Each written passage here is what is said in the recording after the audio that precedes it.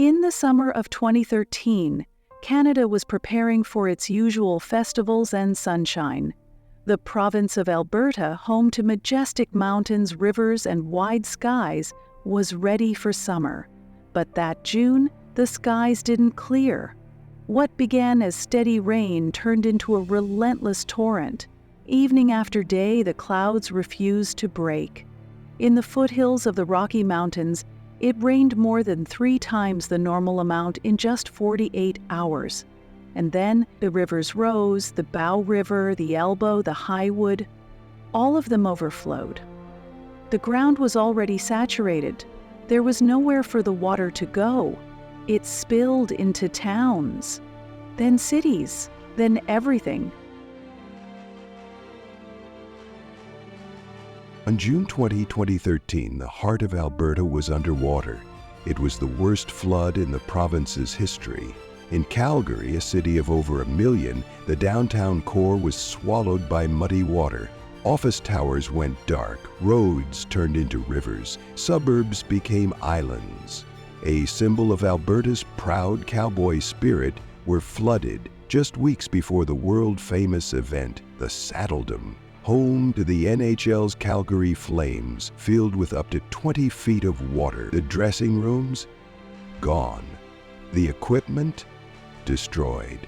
Further south, the town of High River was hit even harder. Water rushed through homes like a tidal wave. Entire neighborhoods were evacuated. Over 13,000 residents forced to flee with nothing but the clothes on their backs. Helicopters hovered overhead, rescuing families from rooftops. Boats navigated through streets once filled with cars. Elderly people were carried through waist-deep waters by strangers. And then, heartbreak. Bridges collapsed. Roads were washed away. Schools were destroyed. In the chaos, 5 lives were lost, each one a tragedy that left scars deeper than any flood line. But what happened next was something no water could wash away. Alberta stood together. Volunteers flooded in, not like rivers, but like hope. Thousands helped clean mud-soaked homes. Farmers brought food. Strangers opened their doors to evacuees. And in Calgary, just weeks later, the city pulled off a miracle. The Calgary Stampede went on.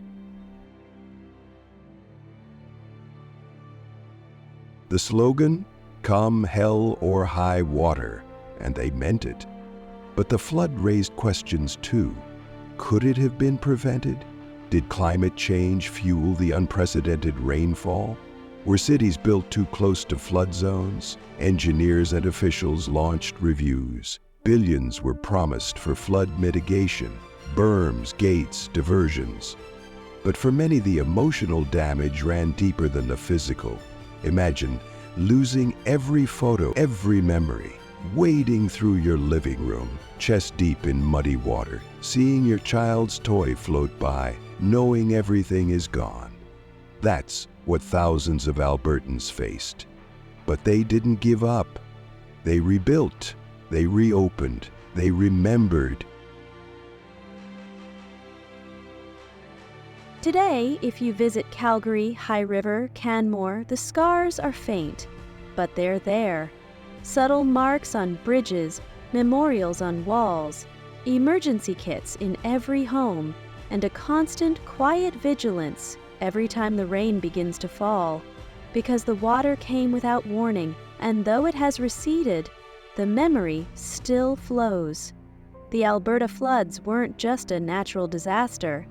They were a reminder that even the strongest cities, even the proudest communities, can be humbled in a heartbeat. But it also proves something else. When the rivers rose, so did the people.